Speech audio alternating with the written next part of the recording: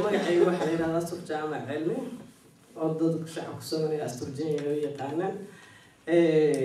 ciyaaraha waxaan bilaabay 77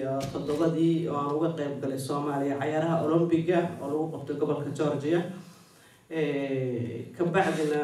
waxaan u ciyaaray kooxda Somalita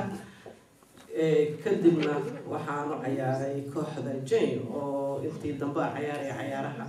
aan u ciyaarayay waxaan ka mid noqday xulka qaranka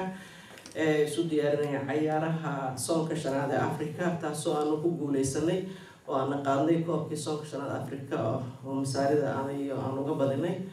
kadibna waxaan ka qayb galay ciyaarihii All African Gameska oo lagu qabtay wadanka Nairobi oo aan ka noqonay wadanka shanaad ee Afrika ilaa iyo 88 diimaan ciyaarayay oo ka fariistay ciyaaraha wixii ka dambeeyay intaas haddana waxaan ku noolaa wadanka Sweden marka macallinkayga